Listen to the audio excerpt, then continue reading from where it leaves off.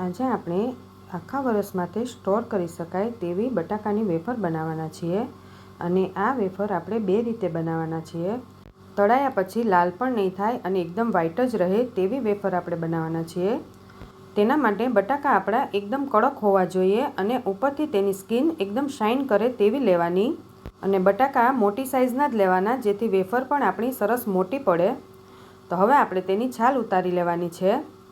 બધા બટાકાની છાલ ઉતરી જાય પછી આપણે અત્યારે પહેલાં સિમ્પલ બટાકાની વેફર પાડીએ।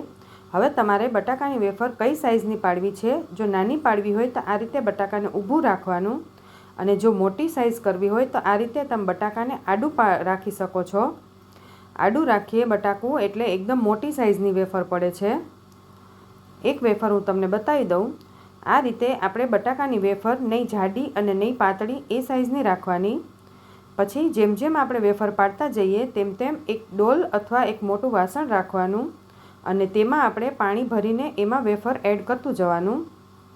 હવે આપણે ચેક્સવાળી વેફર પાડવાના છીએ તો તેના માટે આ રીતે જે ઝિગઝેગવાળું આ સાઈડ આવે છે એ સાઈડ આપણે પાડવાનું છીએ।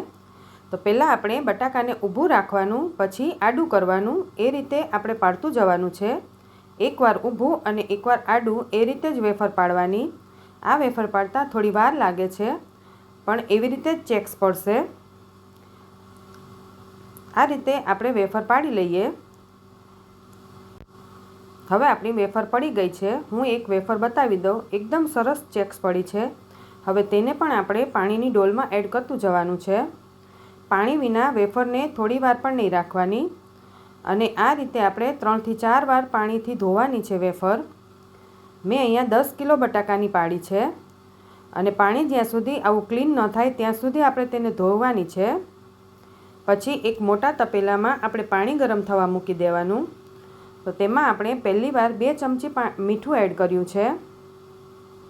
મીઠું તમારા સ્વાદ પ્રમાણે એડ કરવાનું।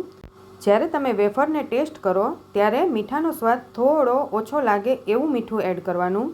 મીઠું વધારે એડ ન થઈ જાય તેનું ખાસ ધ્યાન રાખવાનું, નહીંતર વેફર જ્યારે આપણે તળીએ ત્યારે ટેસ્ટમાં થોડી ખારી લાગે છે। મોળી હોય તો આપણે ઉપરથી પણ એડ કરી શકીએ છીએ। હવે 5 થી 7 મિનિટ પછી વેફરને આપણે જોઈ લેવાની। તમે ચાખશો તો પણ તમને ખ્યાલ આવી જશે। વેફર એકદમ કાચી નહીં અને એકદમ બફાયેલી પણ ન હોવી જોઈએ। બફાયેલી વેફર હશે તો ભૂકો થઈ જશે। પછી આપણે તેને કાણાવાળા વાસણમાં કાઢી લેવાનું છે જેથી તેનું એક્સેસ પાણી બધું નીકળી જાય। આ રીતે આપણે વેફર કાઢી લઈએ। હવે બીજી વાર જ્યારે બીજી વેફર એડ કરીએ ત્યારે અડધી ચમચી મીઠું એડ કરવાનું। જ્યારે તમે વેફર એડ કરો ત્યારે અડધી ચમચી મીઠું એડ કરતું જવાનું। હવે આપણે જાળીવાળી વેફરને એડ કરી દીધી છે। જાળીવાળી વેફરને પણ આપણે 5 થી 7 મિનિટ જ રાખવાની છે। વધારે ન બફાઈ જાય તેનું ખાસ ધ્યાન રાખવાનું, નહીંતર વેફર ભૂકો થઈ જશે। હવે એ વેફર પણ બફાઈ ગઈ છે તો આપણે તેને પણ કાઢી લઈએ। આ રીતે આપણે બધી જ વેફર કાઢી લેવાની અને છૂટી છૂટી આ રીતે એક એક વેફર સૂકવી દેવાની અને વેફર ઘરમાં જ સૂકવવાની, તડકે ડાયરેક્ટ નહીં સૂકવવાની। તમે ઘરમાં પંખા નીચે સૂકવશો એટલે એકદમ પીળી પણ થશે અને એક જ દિવસમાં સુકાઈ પણ જશે। પછી તેને છેલ્લે એક દિવસ માટે તડકામાં 2 થી 3 કલાક રાખી દેવાની। હવે આપણે જે વેફર ધોઈ હતી એ પાણી છે, એ પાણીને ઉપરથી કાઢી લઈએ એટલે નીચે જે સ્ટાર્ચ દેખાય છે એને આપણે 2 વાર ધોઈને લઈ લેવાનો છે। આ રીતે સ્ટાર્ચ આપણો તૈયાર થશે। હવે આપણે તેને એકવાર પાછું એ પાણી ભરીને 5 થી 7 મિનિટ રાખવાનું। 5 થી 7 મિનિટ પછી આ રીતે પાછો નીચે બેસી જશે અને ઉપરનું પાણી કાઢી લેવાનું।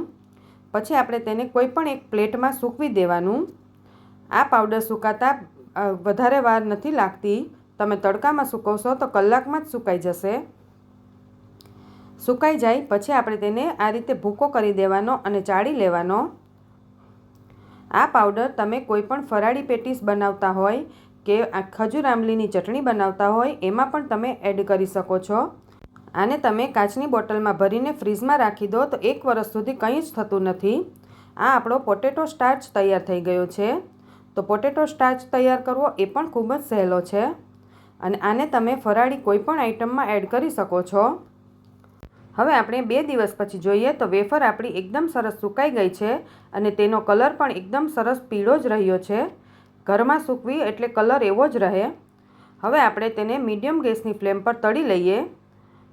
વેફર આપણી હાઈ ફ્લેમ પર નહીં તળવાની, નહીં તો લાલ થઈ જશે. મીડિયમ ગેસ પર જ તળવાની. આ રીતે મેં બંને વેફરને તળી લીધી છે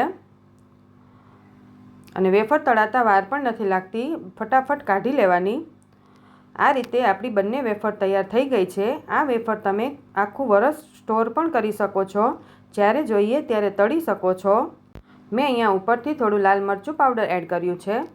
આખું વરસ સ્ટોર કરવા માટે બટાકાની વેફર ખૂબ સરસ રીતે તૈયાર થઈ જાય છે.